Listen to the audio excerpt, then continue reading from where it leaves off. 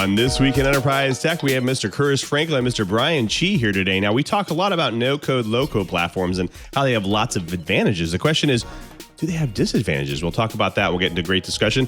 Plus, the remote workforce has put more focus on digital workplaces. Today, we have Sam Kennedy, he's Senior Director at Crestron, to talk about flex digital workplaces, hybrid workforces, and hardware that brings it all together. Definitely shouldn't miss it. TWiT on the set.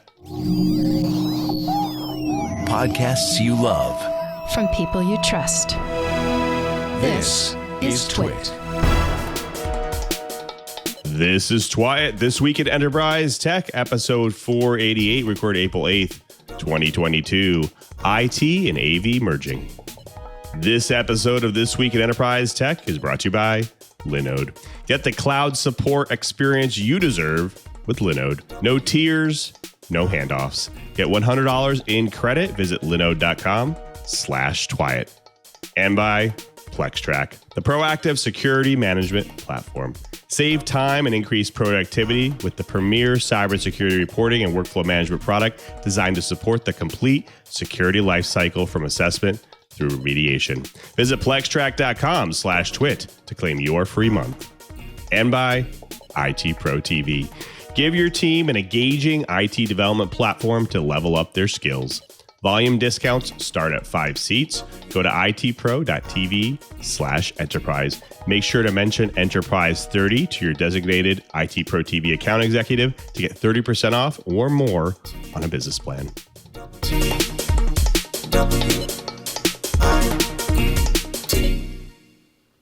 Welcome to TWiT, This Week in Enterprise Tech, the show that is dedicated to you, the enterprise professional, the IT pro, and that geek who just wants to know how this world is connected. I'm your host, Louis Maresca, your guide through this big world of the enterprise. But if I can't guide you by myself, I need to bring in the professionals, the experts in their field, starting with our very own enterprise security expert. He's senior analyst at Omdia, and he's Mr. Curtis Franklin. Curtis, great to see you, my friend. How you been?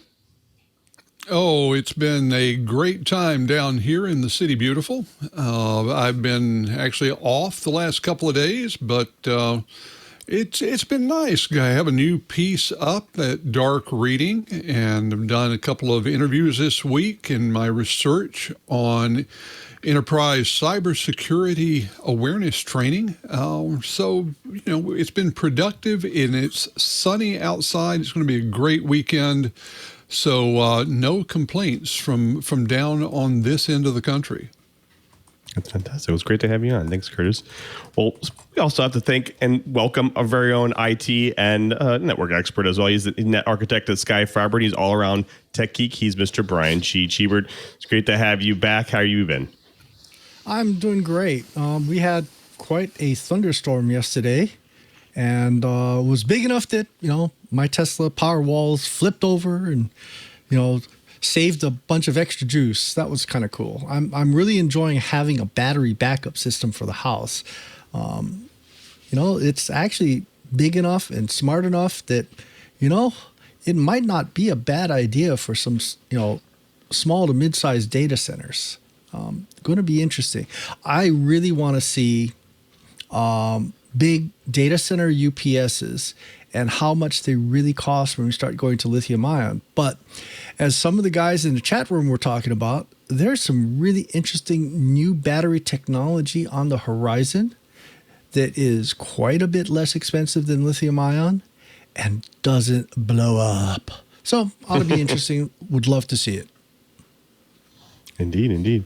Well, speaking of productivity, it's actually been quite a productive week in the enterprise, so definitely should get started. Now, no-code and low-code platforms have tons of advantages, but the question is, do they have disadvantages as well? We'll get into a great discussion regarding that as well. Now, the remote workforce has put a lot of focus on digital workplaces. Today, we have Sam Kennedy, Senior Director from Crestron, and he's going to talk about the flex digital workplaces and how they can scale with your workforce. So stick around. We have lots to talk about there. But before we get into our guest, we also have a lot to talk about in the world of enterprise. So let's jump into this week's News Blips. Now, the market continues to look for signals that define the trends in the electronics industries from years to come. Now, unfortunately, signals coming from chip makers are painting a picture that might show a continual uphill battle for the industry. Now, an Asia-based economic publication called Nikkei Asia spoke with several chip makers looking to expand their production capacity. Now, most of them ran into a brick wall due to the long lead times, some hitting 18 months. That means that semiconductor factories like Intel or TSMC could hit a speed barrier, translating into supply chain constraints. Now, more commercial consumer applications for smart capabilities are putting demand on semiconductors. Now, even though plans for localized long-term expansion are in the works, it still requires a dip in production to actually get there. Now, TSMC's plans to expand Arizona's factory are already seeing delays in local construction. Now, leading chip tool makers such as ASML, Applied Materials, and others have already sent out warnings regarding an 18-month delay to their users. Now, once the chip makers are actually manufacturing chips, they have to be integrated into the boards or the substrates that they will ultimately live in long term. Now, delayed work there means there could actually be 18 to 30 months more of lead time. Supply and demand are in full force, which means companies will have to prioritize products without supply. Now, some applications might suffer, such as lower margin products like entry-level or mid-range CPUs, GPUs, or other applications. It would also force production on higher margin products such as servers, data centers, and supercomputer contracts instead. Now, this means the cascading effect on the industry will continue to see increased delays in cost, and the outlook over 2 years is not looking good. Well, if you aren't running Apple's latest operating systems on your hardware, or maybe you're a bit loose in your patching practices, then we've got some disturbing news. You're probably vulnerable to one of two vulnerabilities Apple disclosed last week. Apple has already released updated versions of the software addressing the issues for their latest Mac OS Monterey and iOS 15 and iPad OS 15 operating systems, but seem to have skipped providing updates for the two immediately preceding versions of macOS, that's Big Sur and Catalina. This marks the first time since Apple released macOS Monterey last October that the company has not issued a patch for actively exploited vulnerabilities in Big Sur and Catalina, and actually goes against a practice that Apple has followed for nearly a decade, in which they patched the previous two macOS versions every time it issued a significant update for the current macOS. Intego, a company that makes security software for macOS, estimates that somewhere between 35 and 40% of all Macs are still running one of the OSs that predate Monterey. So if you're one of those who is running Mac OS Monterey or a current version of an Apple mobile OS, then please grab the update. If you're not, well, just be careful out there. Okay, so this dark reading article has kind of got under my skin a little bit. So I've had many run-ins helping to set up systems for credit card processing, and as a result, you have to go and comply with the PCI DSS standards. Well, the article basically is called What You Need to Know About PCI DSS 4.0's New Requirements. The updated security payment standards goal is to, quote, address emerging threats and technologies and enable innovative methods to combat new threats to customer payment information, according to the PCI Security Standards Council. So the high level is the goals are ensure the standard continues to meet the security needs of the payments industry, add flexibility and support of additional methodologies to achieve security, promote security as a continuous process, and enhance validation methods and procedures. Well, I was more than a little frustrated when I last had to help some folks meet the requirements of previous PCI audit, standard audit, and it just lacked any kind of strong suggestions. I mean, I could use a really super El Cheapo firewall and it would still be fine with those standards. The nice thing is PCI DSS 4.0 does take some hints from the National Institute of Standards Technology for Digital Identities and is pushing for stronger authentication requirements. About time, folks. It, however, so far is only looking at the endpoints, aka the people that are actually doing the credit card scanning. And sadly, industry still isn't making any moves towards making the credit card itself stronger. In my opinion, this is only moving towards making those that handle the credit card transaction at the endpoints a bit more secure. But what about the rest of the transaction chain? My personal hope is that someday the endpoint transaction system to prevent credit card misuse is available, like chip and pin. Guys, really? Is it that hard?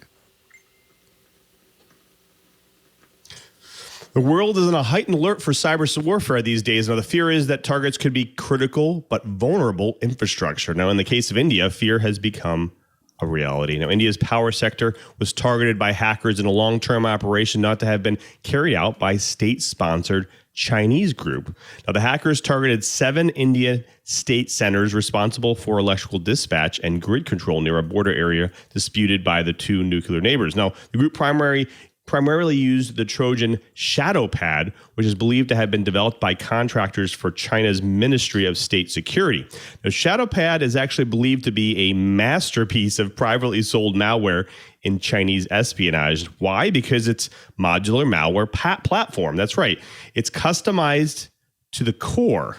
It's actually maintained and updated regularly, and it's the primary backdoor to numerous hacking campaigns, including the CC Cleaner, NetSarange, and Asus's supply chain attacks recently. Now, China's foreign ministry responded by saying they don't condone the use of cyber warfare and attempted to turn the focus on U.S. hackers targeting China and other countries instead. Now, according to the report, this isn't the first time there was a Chinese-sponsored attack or hack on Indian power sectors. It happened back in February 2021 as well.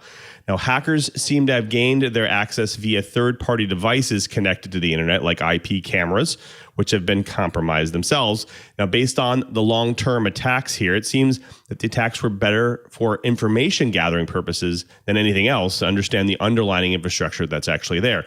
This actually puts a higher long-term risk, which has a much larger impact than the first one. That means that there's only a matter of time before the actual attack might begin. Let's hope they are ready before that happens.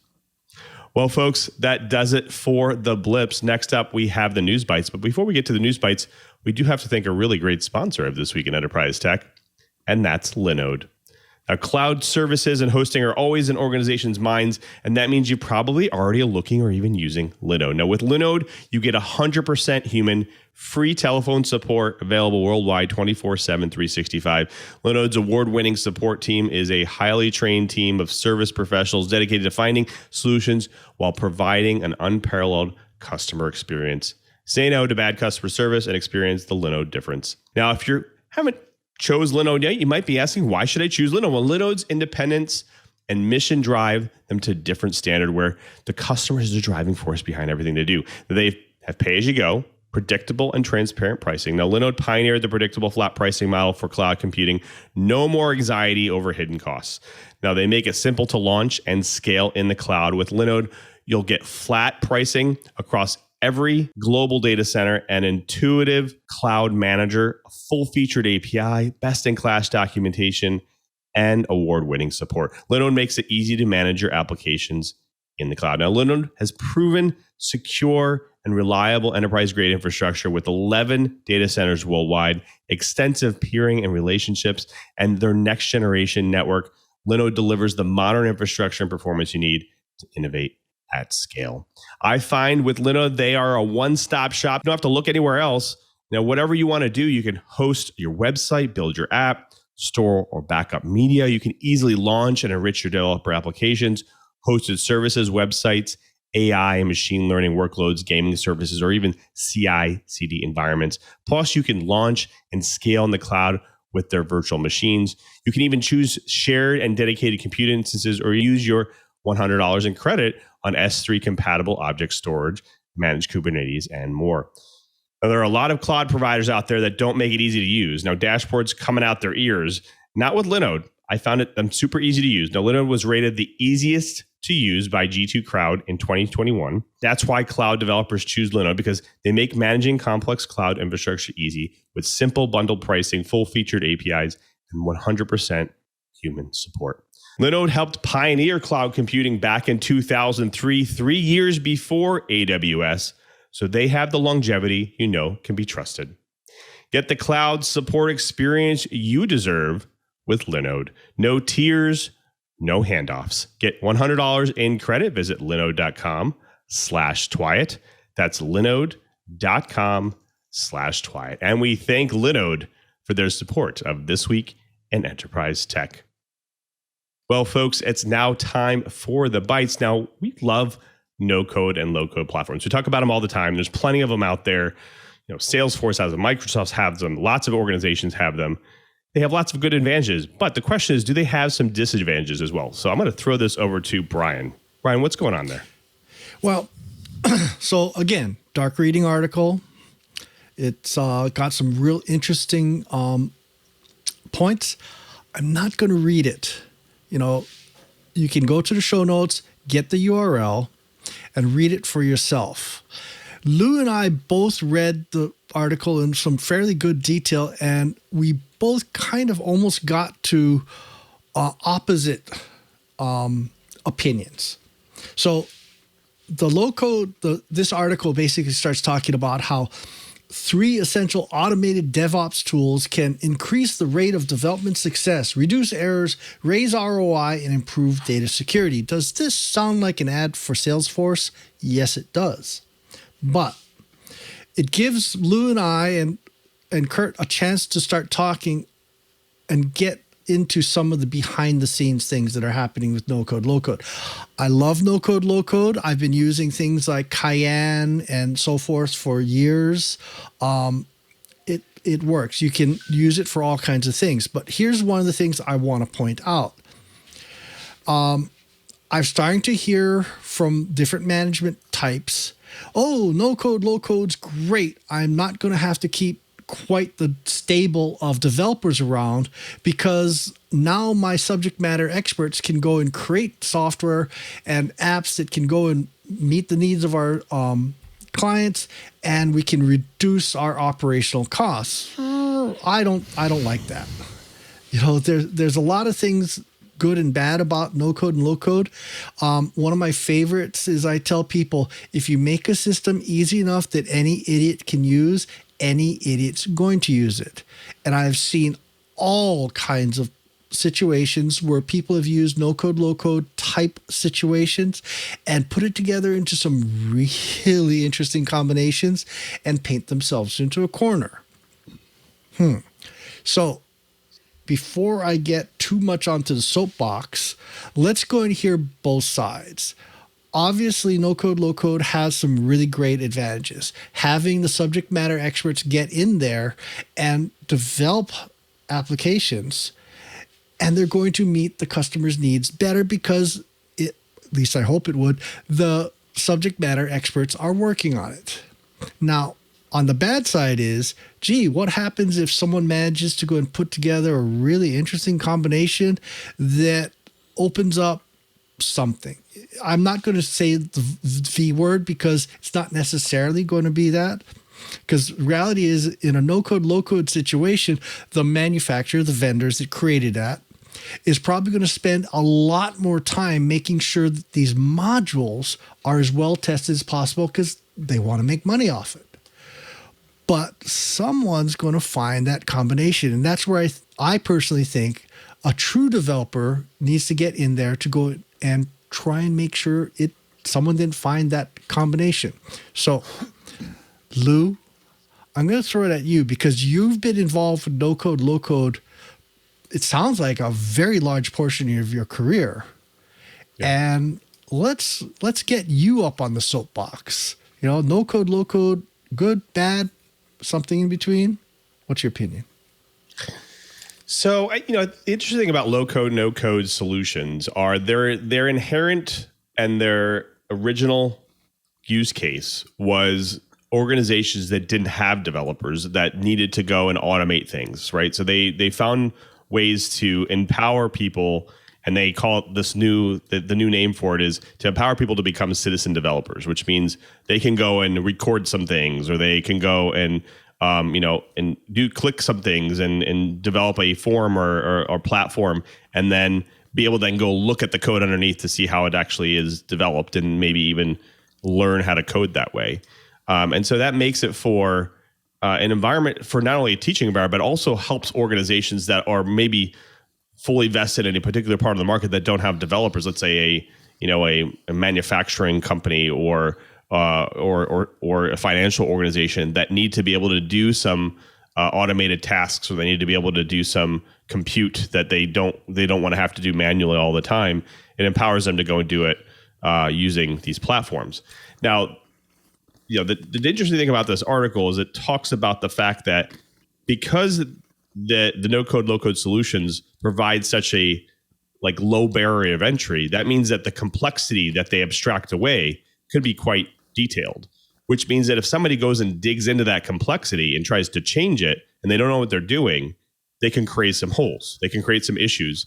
And that can create a lot bigger issues later on when they're deploying these changes out to the wild, or their users are starting to use it.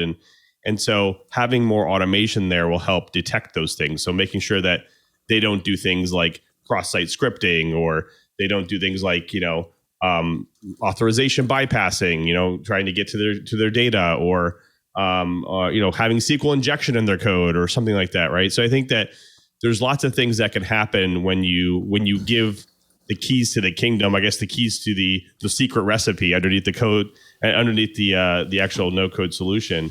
And so making sure that you have the tools to protect yourself once you do that, and that happens with any platform. I know one of the engineering teams that reports to me is the Microsoft Access client team, and they've been doing no-code, low-code for 30 years, and I can tell you that the platform can be really easy to use, and it could be really beneficial, and you can build lots of great things with it that are very safe to use. But you can also go dig deep and develop very complex solutions that scale to entire organizations that also might have some vulnerabilities in them. And so you have to be very careful how you implement some things. So, I agree with the essence of the article is that, these things are very complex. And if you give people the ability to do things, in a very simple but also complex way, there's always a way for them to make a mess. Well, what do you think? It sounds like if you had any wish at all for the no-code, low-code world, it would be maybe some sort of way to do better checks and balances, maybe? What do you think? Yeah, I think again, the no-code, low-code platforms do maintain, again, because they abstract everything away, they do maintain very high bar for what they do for security reasons. And so, when they give you, if you say, I need to be able to make remote calls so I need to have a form that has some data for my organization, but also makes remote calls to a remote server. They require that you go through some steps to actually do that.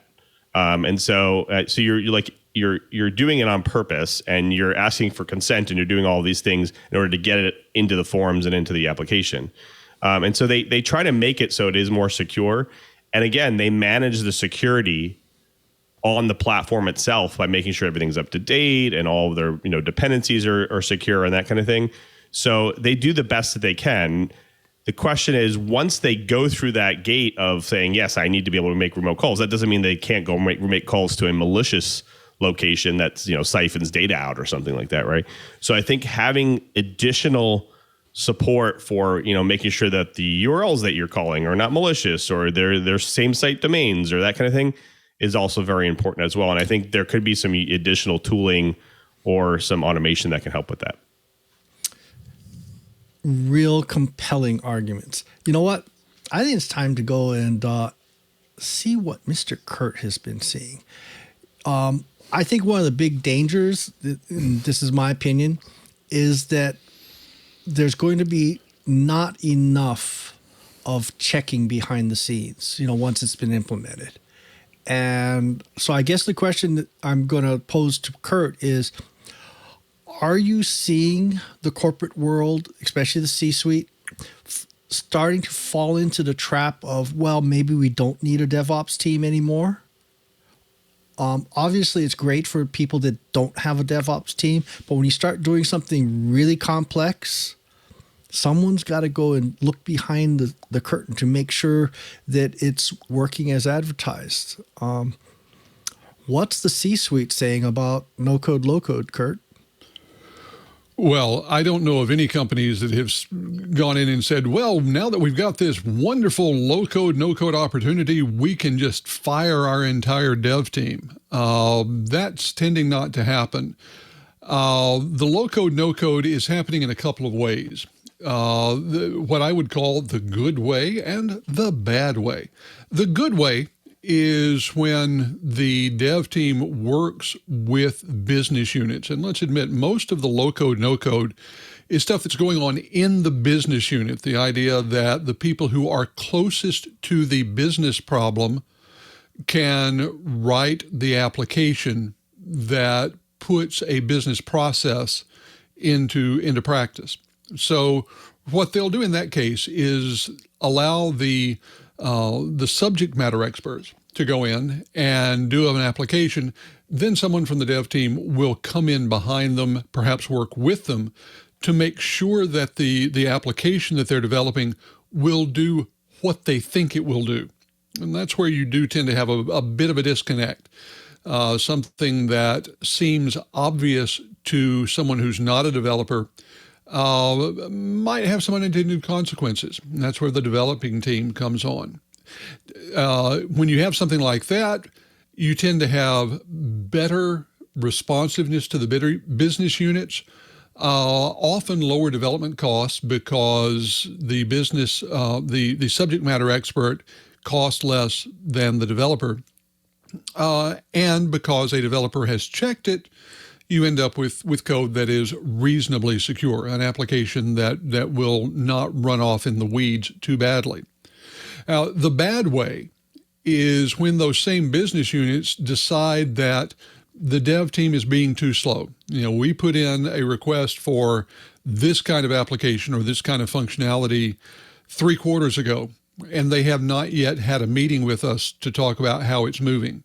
And so we'll just go use one of these low-code, no-code tools that, Mary in the next team over is just going to put on her credit card and expense every month. We'll do it and make the application. The problem there is twofold. One, you get people who end up writing applications that may or may not be entirely secure.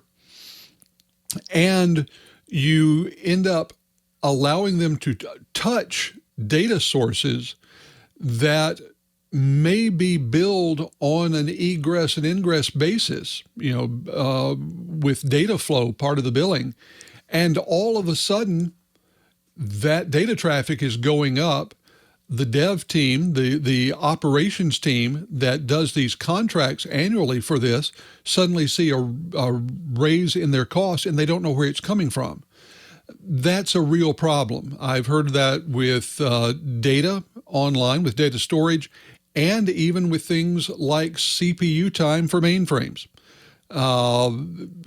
Just a handful of years ago, that was a huge issue where people with low code would go in, write something that ended up whacking the mainframe for data, asking, unintentionally asking for some fairly complex reports to be run on the mainframe on like a daily basis when the dev team assumed that they would be run quarterly.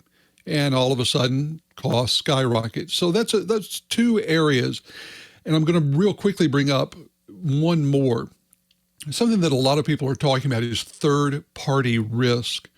This is where you have to worry about not the security of your applications and your people, but your partners, and frequently their partners.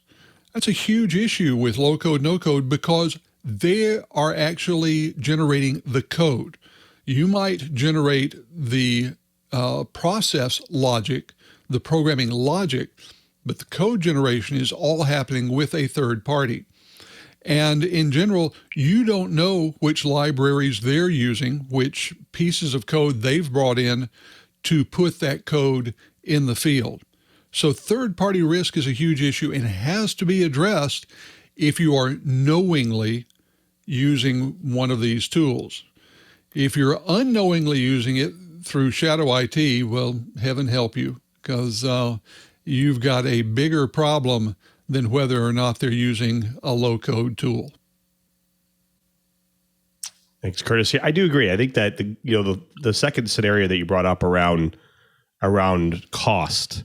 They're definitely these platforms have to have some kind of governance when it comes to that. And obviously, somebody can go and develop, and build a piece of a customization that they don't go and change to, let's say, have an infinite loop or something, and then takes up compute time and resources. They should have a way to manage that. And I think that if the platforms don't, then they are still working on them. Like, I think that means that they're still in their infant stages and they still are growing. And I think those are good platforms to keep your eye out on, because they need to develop them more. And I think the last one where you talked about dependencies, the bigger the platform that you're using, if you're using SAP or Salesforce or, Power Apps or something like that, these are large, very powerful platforms that are managed by very large organizations. Excuse me. These are very powerful platforms managed by very large organizations. And so those organizations should be managing their dependencies in a very secure way. And again, with all the supply chain hacks out there, and call outs, I can guarantee that organizations are taking this seriously, especially those organizations, making sure that the things are more secure. But again, like you said, like, you have to make sure that if you are going to be messing with the recipe, that you know exactly what you're doing and what's being utilized under the covers to do it. Otherwise, you could be creating, something that doesn't taste so good. So good points. I appreciate that. But all in all, I think no-code, low-code solutions are great for organizations. They have their downsides, but I think they have a lot of pluses as well. So hopefully, we'll see them evolve over the years as they kind of evolve the platforms themselves. Well, folks, that does it for the Bites. Next up, we have our guest to drop some knowledge on the TWiT Riot. But before we do have to thank another great sponsor of This Week in Enterprise Tech, and that's Plextrack. This is a premier cybersecurity reporting and workflow management platform that empowers teams to win the right security battles. What if you can streamline the communication across the entire security department so that every team member can do their job more efficiently?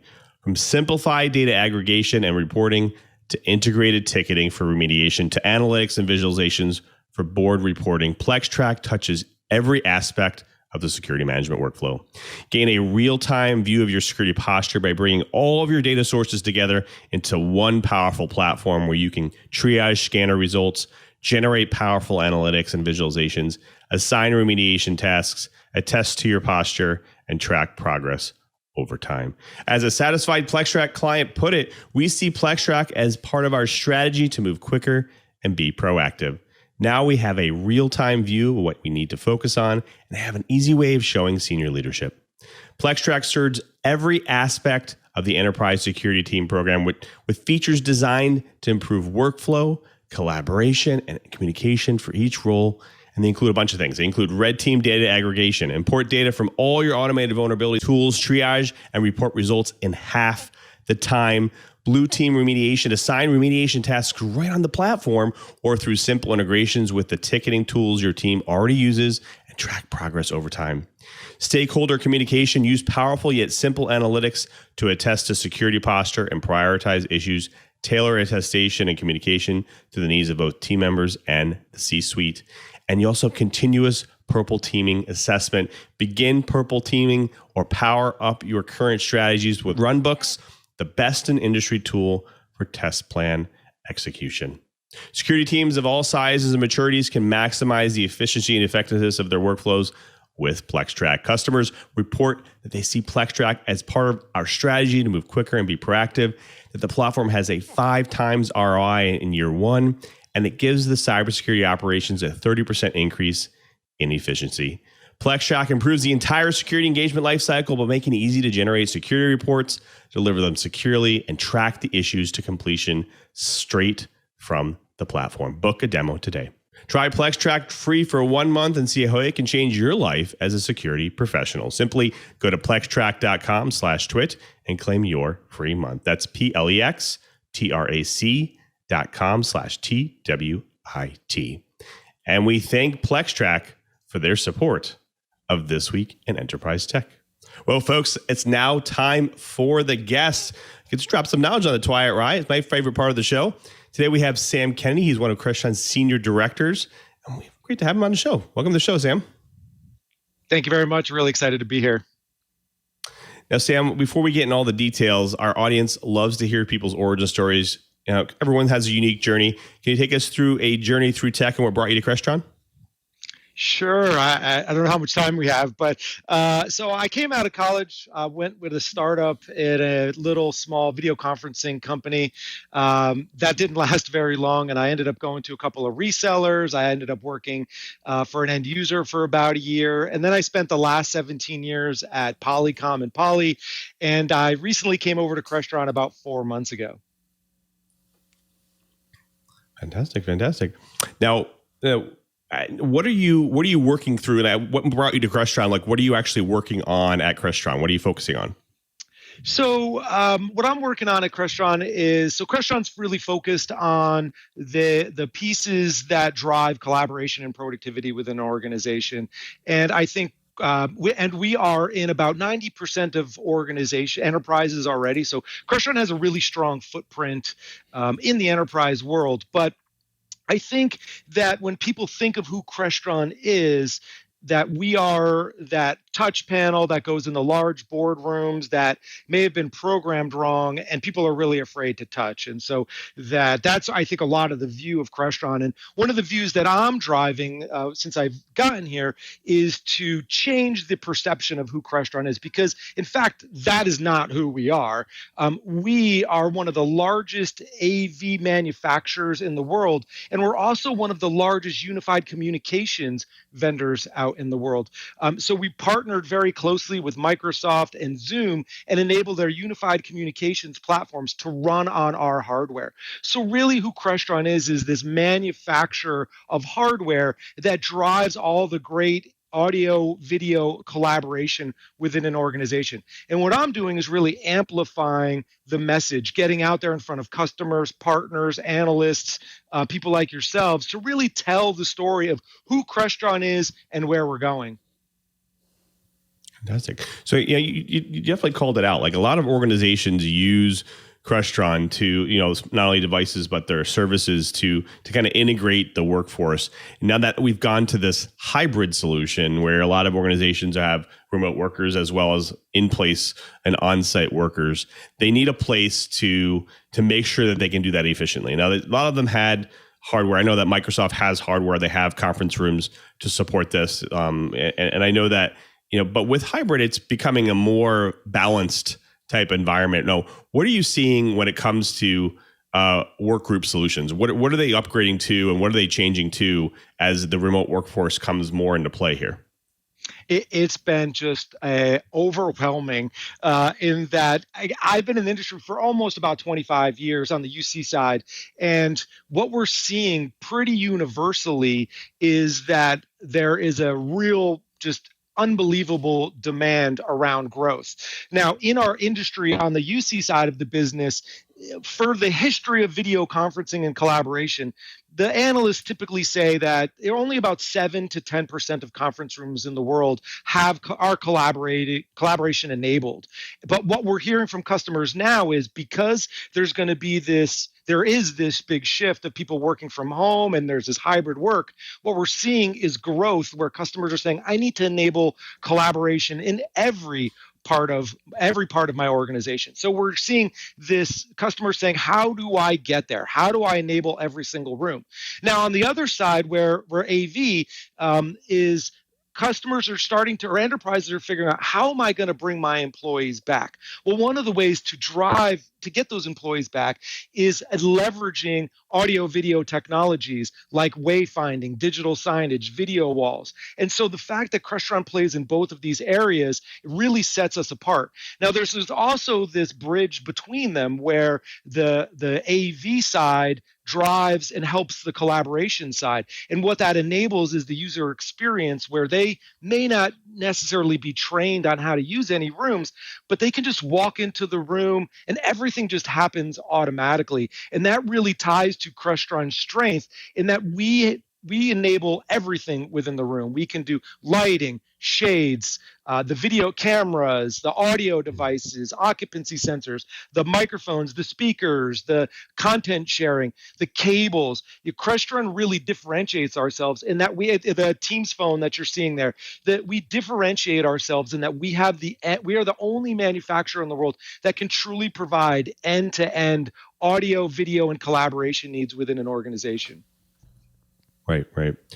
Now you mentioned video walls. I know that's Cheebert's trigger word, but we'll definitely bring them in a moment. We definitely want to talk about that. But I think some things are interesting. You said obviously there's a lot of orchestrations going on here, a lot of things working together.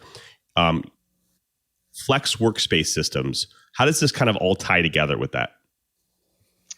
So Flex for us is our brand name for all of our collaboration devices. And so what we build is we build the hardware for these rooms, and then we partner with Microsoft and Zoom where we run their software on our devices. So it's truly a partnership with the platform players like the Microsoft and Zoom. So they're delivering the great software that runs Teams rooms, or Microsoft Teams rooms, or Zoom rooms, and then it's the Crestron hardware that enables that room. And so what that delivers is a consistent experience that a user that uses Teams at their desktop level, when they walk into the conference room, they get that consistent look and feel that you have at your desktop. We're able to bring that into the conference room. So Flex is our brand name for the solutions that go into all of the different conference rooms. And we can enable this for every room size. Now, again, as I said, I think that the industry sees Crestron as playing in those large rooms, boardrooms, classrooms, but I'm definitely here to tell you that Crestron plays in all size rooms, down from the desktop level like we showed with that Teams phone, to small huddle spaces, to medium-sized rooms, large, and of course the large rooms and the boardrooms. We can enable this collaboration capability for every single size room, leveraging Flex. But the real value here is it's the Microsoft platform, their software that we're ultimately connecting to, or a Zoom room, their software running on our hardware that drives these experiences. So it's truly the best of the hardware that Crestron provides and the software that the large platform players provide. So we had an interesting question or comment in the chat room. Obviously, sometimes these systems are kind of complex to set up if you're a small organization or want to set up themselves. Why would you consider a Flex system instead of trying to roll it on your own? Yeah, it actually is a lot simpler than where we've been in the past. And so we really drive towards simplicity in deployment. And I'll give you some examples there where we enable standards-based cabling to run peripherals around the room, to run the audio, video, or run the audio to the table, to run content where someone just wants to walk in, plug in the HDMI into their laptop. We make that very simple, leveraging standards-based cabling. So I don't have to run USB-C. I don't have to run lots of proprietary or difficult to run cabling around the room. So we actually do make it very simplified, and we align ourselves from a management perspective with the different platform players. So I can manage this all leveraging Microsoft Intune or device management, or Zoom with their device management. So we really truly can make this simplified for every room within an organization. And we're seeing this. We are seeing adoption in the thousands and thousands of rooms within organizations. And so it truly can scale. And so it's not as complicated as it would have been in the past. Right. The other thing maybe I'll mention there is it's not just about the deployment. It is about the deployment. And so we can have a simplified deployment method. We do that today. We are also very simple to upgrade, which is also a really key critical part. As Microsoft and Zoom are moving so fast from a development perspective, the strategy that Crestron has enables us to be able to allows a customer to upgrade pieces of the solution without having to do a rip and replace. And that's really important as we look at where we are today and what the next few years, or what's going to happen over the next few years. When you look at just the pace of evolution from Teams and from Zoom, they're moving lightning fast, right? It is awesome as a user that every day I feel like I walk in, I get onto a Teams call, and Microsoft's added some cool new feature. Well, that pace that they're moving will demand new capabilities within the rooms. And so what you're going to need to really spend a lot of time as a customer is what happens for that upgrade process. So it's not just about deploying a device and then I'm going to leave it there for the next 3 to 5 years. You're going to want to align your hardware to the pace of evolution that Microsoft and Zoom are driving. So therefore, having our strategy where we do have a number of components, that strategy is actually going to play out to a customer's benefit because they're going to be able to upgrade pieces of that. I'll give you an example. We just have some new partnerships with Jabra where we're adding one of their video bars. We just acquired a company or some technology from a company about 2 weeks ago where we're going to enable some really amazing camera tracking capabilities. And if you want those devices in the room, you don't want to rip and replace the whole thing. You want to just take those cameras, those devices, add them into the room. So we are simplified from a deployment. We're also simplified for upgrade, and I really think that sets Crestron apart. Absolutely. Well, I do want to talk a lot more. We have my co-hosts that also have some questions, but before we get to all that, I do want to thank one more sponsor before we get all of that, and that is IT Pro TV. Now, your IT team needs the skills and knowledge to ensure your business is a success, and with IT Pro TV, more than 80% of users who start a video actually finish it. Now, IT Pro TV is engaging and your team will enjoy learning on their platform. Give your team the tools they need to make your business thrive. Courses are entertaining and binge-worthy, keeping your team interested and vested in learning the whole time. Now, the tech industry is evolving, changing rapidly, just what we said, and your team needs to be trained, right? They need to be trained today. When a new software release or system upgrade, a cyber threat faces your business, IT Pro TV offers the training and perspectives of those disruptions within days, if not hours. Now, why is IT Pro TV right for your business? Well, get all training and certifications for your team done all in one place. IT Pro TV has every vendor and skill you need for your IT team training. They provide Microsoft IT training, Cisco training, Linux training, Apple training, security and cloud, and so much more. Over 5,800 hours worth. You can do so much with IT Pro TV business plans. Track your team's results, manage your seats, assign and unsigned team members, and access monthly usage reports. You can see metrics like logins, viewing time, tracks completed, and much more. Easily manage your teams. You can manage subsets of users or teams by providing them with customized assignments, monitoring progress, and reporting on usage of the platform. Assignments can be full courses and even individual episodes within courses. Advanced reporting is in there as well. You get immediate insight into your team's viewing patterns and progress over a period of time with visual reports. Don't forget that IT Pro TV has individual plans too. Give your team the IT development platform they need to level up their skills while enjoying the journey. For teams of 2 to 1,000, volume discounts start at 5 seats. Go to itpro.tv/enterprise. Make sure to mention Enterprise 30 to your designated IT Pro TV account executive. You get 30% off or more on a business plan. And we thank IT Pro TV for their support of This Week in Enterprise Tech. Well, folks, we've been talking with Sam Kennedy from Crestron. Lots more to talk about here, but I do want to bring my co-host back in. I want to start with Chee first. Chee?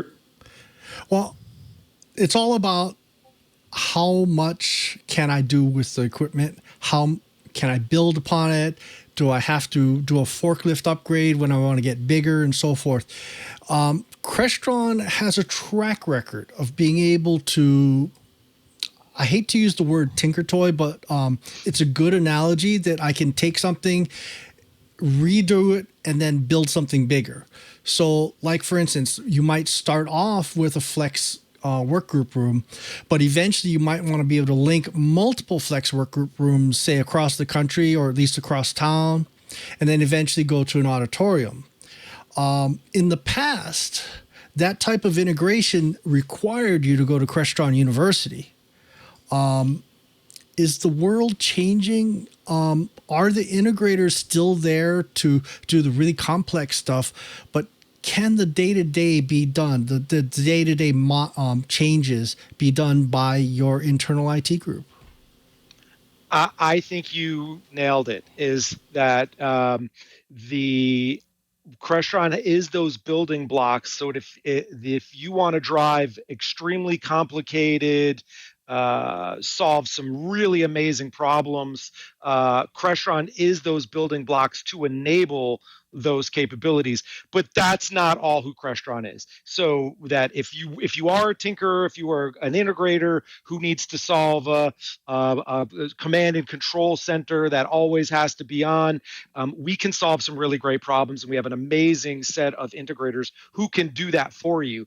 But that's not every room, and that's not every application. And so out of the box, I can get out of the box on a unified communication system like Flex, I can get room controls where I don't need an integrator. As I tend to talk about it a lot internally and with customers, is that for Flex solutions, you don't need an integrator. You may want an integrator because they're going to solve some really amazing problems and they can do just amazing things with Crestron solutions, but it's not a requirement. That IT organizations can roll this stuff out themselves. And I'd say that's one of the big trends that we've seen over the last few years is AVs really start where AV years ago used to be this own separate division. What's happening is more and more AV as a group is falling into IT, and companies like Crestron, we're taking the IT-centric technologies and enabling that within our products. I'll give an example, something that one of our most successful products to drive AV around a building would be a product that we call NVX, where in the past, when I wanted to take content from one location to another location, I had to have a direct cable that went between the two boxes. Now, we can just take an NVX, put it onto your corporate network, and now run very high quality video around your network, and you don't have to use proprietary cables, and you're just leveraging IT-based standards. And so we very much embraced IT strategies, IT protocols, and the IT staffs themselves to enable these capabilities. And so there's this very big drive around taking AV capabilities and making them more IT-centric. Well, let's take that idea just a little bit further. There's a lot of times you have mixed profiles or mixed regulations within a corporation. You might have some people within your organization have to do SARBOX. Some might be doing HIPAA. You might have an education component that requires FERPA. Are you folks addressing the needs of some of these people where you go in and you have to rearrange things? Maybe HIPAA, you might have to jump onto a different VLAN on the corporate network. Or say, for instance, it's going to go into a classified development environment where you have to switch over to a bulk encryptor. Is that starting to appear within the industry? Absolutely. I've never seen a company within our industry to be that is so focused on security and reliability as much as Crestron is. Most of our products are JITC certified. That means we're allowed to sell into the United States Department of Defense. We're starting to add some other certifications that are recognized outside of the United States from a federal government perspective. We take security, reliability, redundancy very, very seriously. We have some amazing case studies. There's one on our website right now with NASA around mission control for the Mars rover. And so that can just show you some of the most secure environments in the world, as well as some of the environments that just can never fail, right? Just think about the mission control in NASA for the Mars rover. It can never, ever fail. And so Crestron really prides ourselves on security, on reliability, more than anyone in the industry. So absolutely, these types of standards are starting to show up within the AV and UC space. Thank you, Chee. Curt?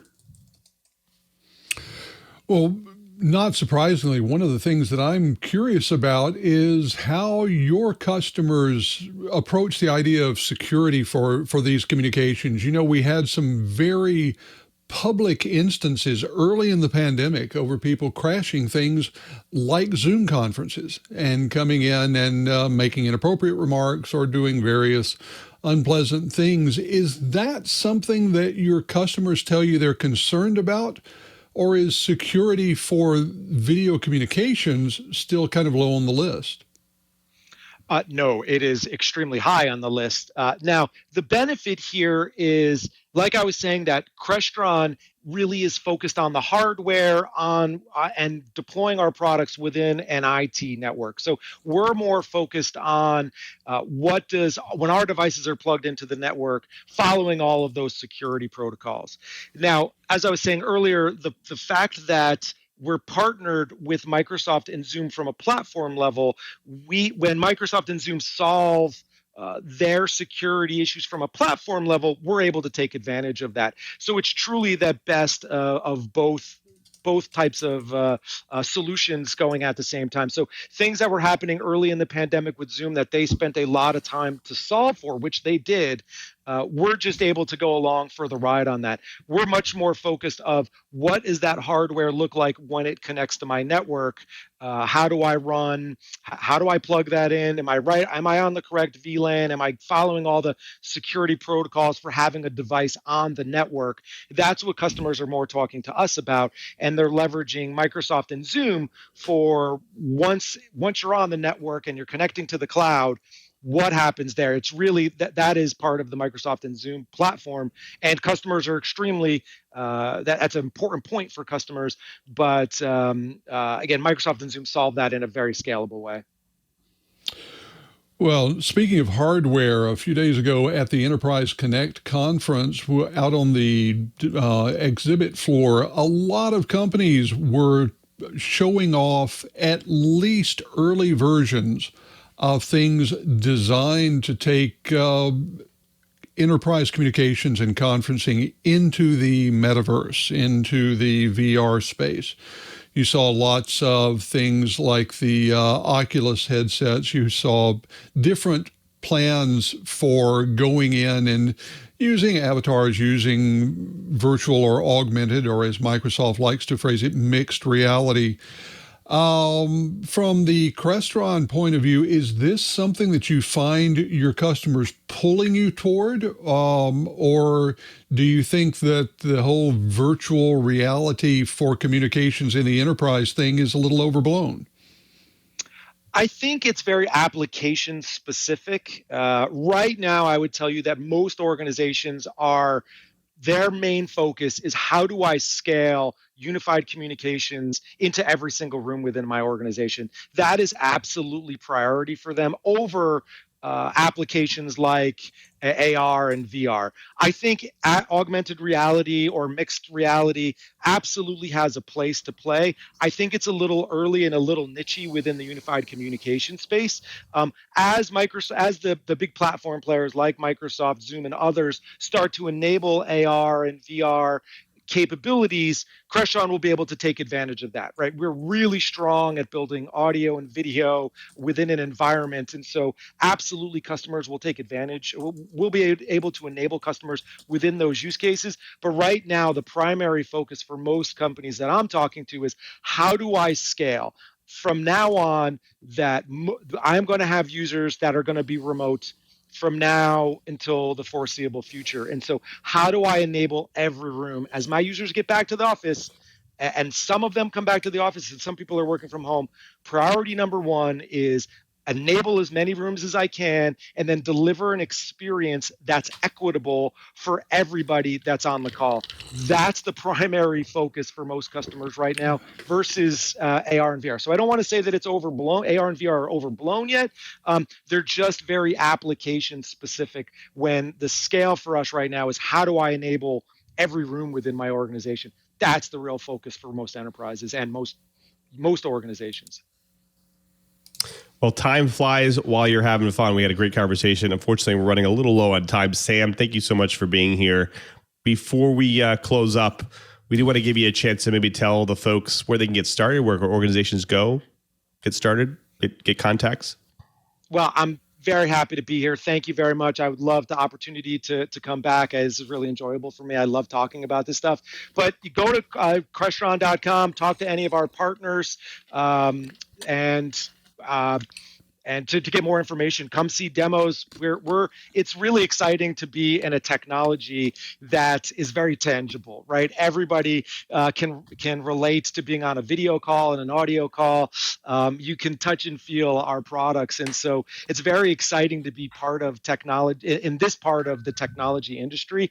So, and I'd encourage you to find a sales rep, talk to our partners, go to Crestron.com, get a demonstration because our products demo so well. So. Do whatever you can to talk to us, but it's a very, very exciting time right now in our industry. Thanks again, Sam. Well, folks, you've done it again. You sat through another hour of the best dang enterprise podcast in the universe. So definitely tune your podcatcher to TWiT. I want to thank everyone who makes this show possible, especially to my co-hosts. So their very own Mr. Brian Chee. Cheebert, what's going on for you in the coming week, and where can people find you? Well, you know what? I'm tinkering. Here, you like this? That is actually a Bluetooth keyboard and touchpad. And there's cool. Actually a little thing right on the side so I can have the dongle in there. Very cool. I'm actually building more toys. Gotta have toys. And so wonderful, wonderful. Anyway, folks, I love hearing from you. On Twitter, I'm ADVNETLAB, Advanced Net Lab on Twitter, and love to hear from you. And you know what? If you so feel like it, you're more than welcome to toss me some email. I'm Cheebert, spelled CheeBert @twit.tv. And you're also welcome to throw it at TWiT @twit.tv, and that'll hit all the hosts. And you know what? Chickenhead21, yeah, I actually like those little keyboards enough that I actually have a half dozen in stock because we were doing a lot in the field and needed something that was rechargeable and small and Bluetooth so that I could actually talk to gear out on the end of the pier without having to get wet. Fun and games. Very cool stuff. You always have the fun toys, Hubert. Thanks for being here. Well, we also have to thank our very own Mr. Curtis Franklin as well. Curtis, what's going on for you in the coming week, and where do people find you? Well, I'll be back in the saddle full time for the coming week, doing more interviews on cybersecurity awareness training, beginning to do some work on risk assessment and management, getting ready for RSA, which is coming up in June. I'm making appointments already for that conference. And I've got a piece, I mentioned a brand new piece up at Dark Reading. So head over to Dark Reading, the Omdia tab, and you will see my piece up there. No word on security today because I was off. That'll be back next week. And as always, I'd love to hear from those watching and listening to the TWiT Riot. Please hit me up on Twitter at KG4GWA on Twitter, or you can follow me on LinkedIn or Facebook. Always happy to hear from you. Thank you, Curtis. Thank you guys for being here. The show definitely wouldn't be the same without you guys. Well, folks, I have to thank you as well. You're the person who drops in each and every week to watch and to listen to our show to get your enterprise and IT goodness. We want to make it easy for you to watch and listen and catch up on your IT enterprise news. So go to our show page right now, twit.tv/TWiT. There you'll find all the amazing back episodes, the show notes, the co-host information, the guest information, of course, the links of the stories that we do during the show. But more importantly, next to those videos there, you'll get those helpful subscribe and download links. Support the show by getting your audio version, video version of your choice listed on any one of your devices or any one of your podcast applications, because we're on all of them. Subscribe. It's the best way to support the show. Also, you may have also heard Club TWiT. That's right. It's a members-only ad-free podcast service with a bonus TWiT Plus feed that you can't get anywhere else. It's only $7 a month. And one of my favorite things is the exclusive access to the members-only Discord channel there. A lot of great channels and great discussions in the back channel there. I'm finding myself checking it all the time. So a lot of fun stuff going on in there. and some really fun and interesting channels. There's some, I see lots of channels. There's cooking channels, there's hardware channels, there's just lots of great stuff. So definitely check that all out. Join Club TWiT, be part of this movement. Go to twit.tv/ClubTwit. Now, Club TWiT also offers Club TWiT also offers group plans. It's a great way to give your team access to our ad-free tech podcast. Now, the plans start with 5 members at a discounted rate of $6 each per month, and you can add as many seats as you like. And this is really a great way for your IT department, your developers, your tech team, your sales team to stay up to date with access to all of our podcasts. And it's just like regular memberships. They can join the TWiT Discord server and get the TWiT Plus bonus feed as well. So definitely join Club TWiT or take advantage of the group plans as well at twit.tv/ClubTwit.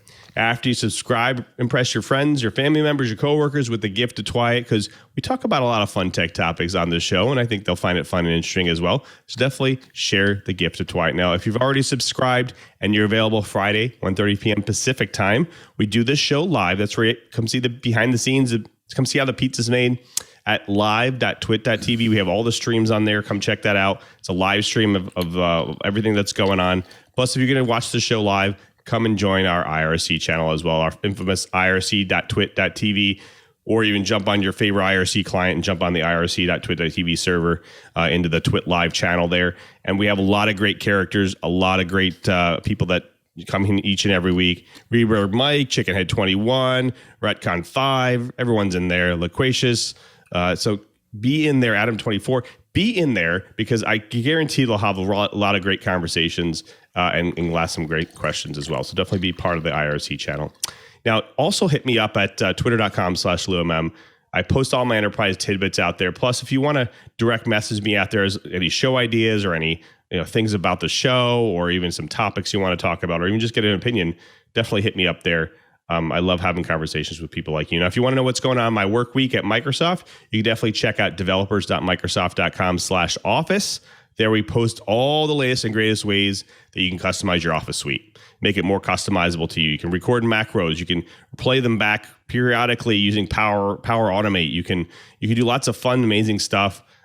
You can call Microsoft Graph calls. You can use single sign-on applications that kind of get sideloaded with your Word or your Excel applications. So definitely check it all out. Lots of great ways to customize your Office experience. Now, I do want to make sure I thank everyone who makes this show possible, especially to Leo and Lisa. They continue to support This Week in Enterprise Tech each and every week, and we couldn't do the show without them. So thank you for all their support over the years. I also want to thank all the engineers and staff at TWiT. And I also want to thank Mr. Brian Chee one more time. He's not only our co-host, but he's also our producer, and he does all the bookings and the plannings for the show, and we really couldn't do the show without him. So thank you, Chee, for all your support over the years. And of course, before we sign out, we also have to thank our editor for today, Anthony. He makes us look good after the fact, after we make all of our mistakes. He cuts them all out. And also our TD today as well. He's the talented Mr. Ant Pruitt. He does a fabulous show on hands-on photography.